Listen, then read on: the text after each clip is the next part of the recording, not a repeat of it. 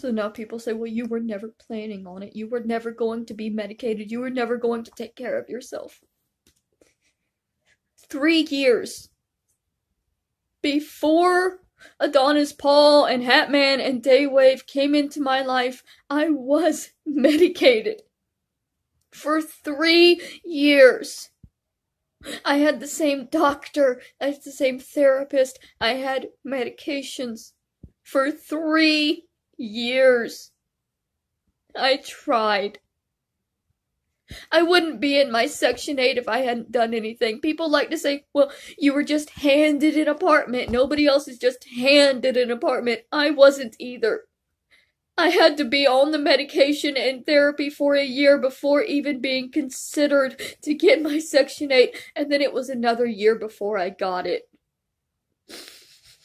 Nothing was just handed to me overnight, but it feels like it was taken from me overnight.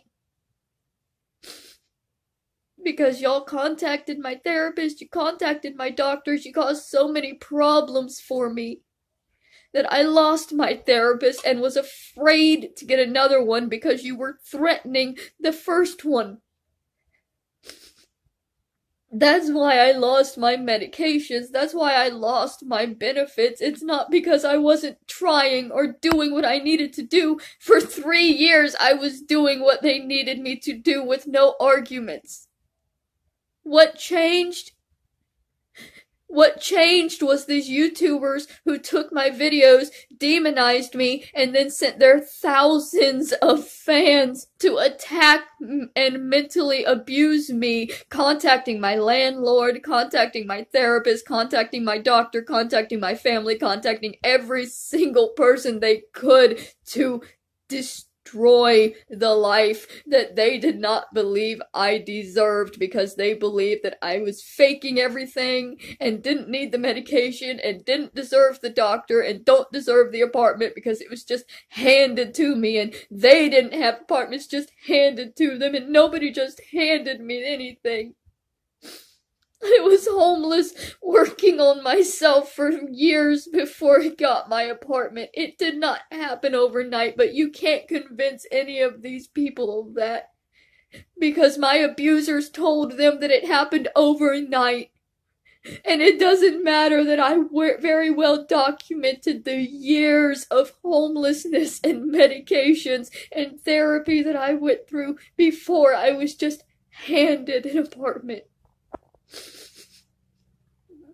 Before these men came into my life to destroy me because they don't believe that I deserve the things that I have.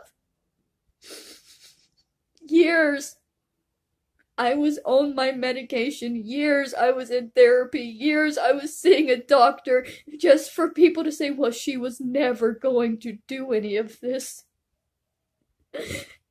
It's easy to write me off as somebody who was never going to try,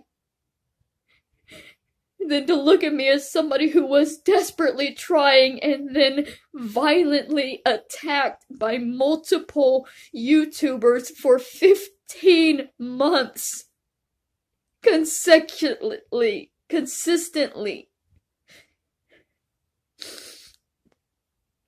I was trying. I did everything I could.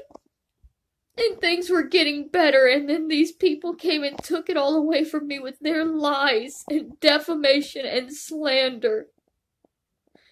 And now I can't have a therapist again because they'll threaten the life of that therapist. So I can't go back on my medication, and I see no point in it because I'm now aware that no matter how hard you fight, abusers will always come back and ruin everything they believe you don't deserve.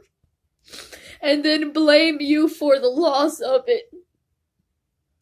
They blame me for the loss of my medication as if they didn't spend 15 months harassing me and telling me that I didn't need any medication because there was nothing mentally wrong with me. I was making it all up.